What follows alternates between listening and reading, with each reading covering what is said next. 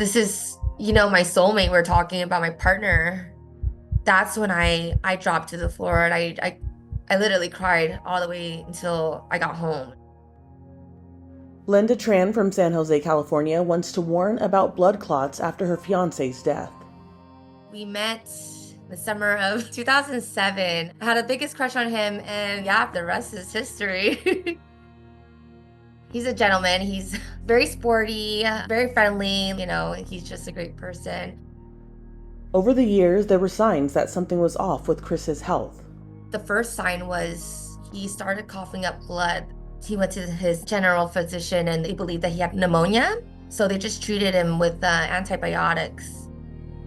We got engaged in December 2022. We went on a long trip to Asia where he proposed to me. When we came back home, he had swollen calves and they were painful, but we thought it would go away. End of April, that's when he had a hard time breathing, but we didn't think anything of it. May 10th, 2023 is a day Linda will never forget. We actually had an argument the night before. Like, you've been complaining about your health, your how you can't breathe, and it's been like 2 weeks and you have not gone to the doctors, and like you're frustrating me. You're frustrating me. On top of this, I got other things I got to deal with. Like you need to take care of yourself. So then we were able to reconcile and talk about it, and then he said the next morning, he's like, I'm gonna go get checked out. So to me, I'm thinking, okay, well, that's a step, right? We go about our day and I'm at the gym, and then his mom called me in the middle of my workout. So I don't know, I just had this gut feeling like, why is she calling me? Is there something that has to do with Chris? I called the mom back, and then that's when I just broke down, because the moment she said that Chris went to cardiac arrest. Chris, who worked as an auto appraiser, went to an appointment with the client, but he never made it. They found him in front of his client's home. So I get to the hospital and he was being resuscitated for about 70 minutes. They knew that he had some kind of blockage, and so they had to get consent from his dad to give him a blood thinner so that the blood could flow. But then there was a risk, because when he fell in cardiac arrest, he hit his head and he was bleeding from his head. So they were thinking, there's a risk if they give them blood thinner, he could bleed out from his wound on his head. But I said, just at this point, do whatever you can. Chris was in the hospital several days. Family had to make tough decisions. I was in disbelief. They told us that there was no brain activity except for the brain stem, like, he wouldn't have a meaningful recovery. And then they were saying like that he had a massive pulmonary embolism. And I believe deep vein thrombosis. So he had it from his leg and it traveled upwards. Blood clots are gel-like masses that form to manage bleeding, according to the Cleveland Clinic. Various medical conditions can cause them, and they can form anywhere in your body.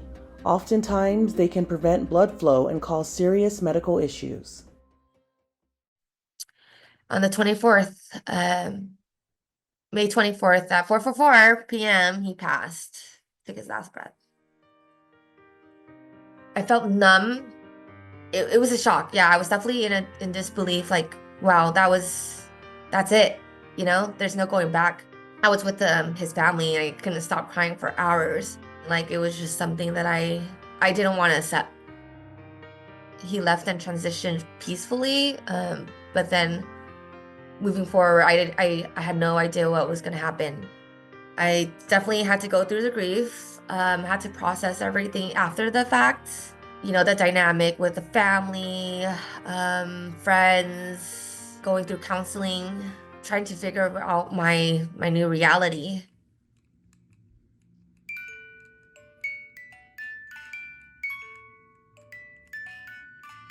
Part of grieving has been replaying scenarios back in her head from when he was alive. So after the trip, he just kept talking about how sore his calves were, and so I helped him. I massaged it. I put some ointment on it to like relieve it. And as I was massaging it, I was just like, honey, like, you needed to get this checked out because it might be blood clot. But what I didn't know about blood clots is like how it works. Like, yeah, it stops blood circulation. But I didn't know that it would go up to the lungs like that. So I almost feel guilty um being, like how do I say it? Like I made the problem even worse because I probably loosened up the clots and then it traveled up there. And then I remember after he passed, he had like packages, and when I opened them, they're like supplements for lungs because he was trying to treat it himself. Linda is still in her grieving stage. I could say I'm healing. I just told myself to take it day by day. The grief comes when it has to. The first year, I think I couldn't function at all. I took the steps to find ways to move forward.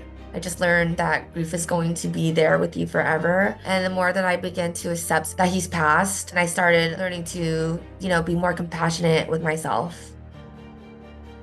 Since Chris's passing, she and loved ones get signs that he's okay, and she's keeping his memory alive. Right when he passes, I don't know, I just thought like, let's look at the time. Like, we gotta look at the time because I want to know what time he passed.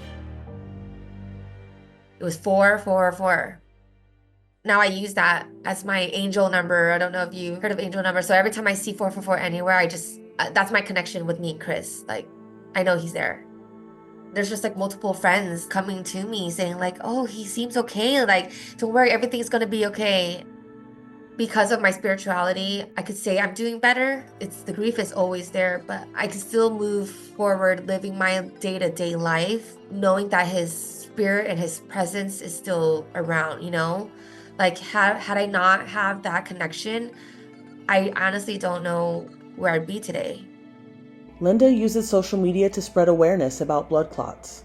When he passed away, I made a promise. I said, I don't want anyone to forget about Chris. I'm going to make sure that he's remembered, even if it means like posting every day.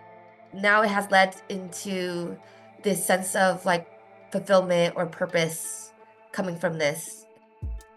She's also created a free ebook to help other grievers. I want to share my story. And with this ebook, I want to include everything that I've done to cope with grief and loss, because I feel like if I can do it, like anyone could do it too. I've also included all these different resources from like the documentaries that I've watched, books that I've read, the meditations that I've done, the podcast, the counseling. I pretty much I did everything in the book, My takeaway from all of this is the hope that it's given me. And I want to give this hope to other people as well. Life shouldn't be living in despair. Like, even though your partner has passed away, I believe that you still have a life to fulfill. That's my purpose is to help others. For more information on blood clots and how to treat them, visit stoptheclot.org. To download Linda's ebook, visit themoonwidow.com. For Inside Edition Digital, I'm Andrea Swindall.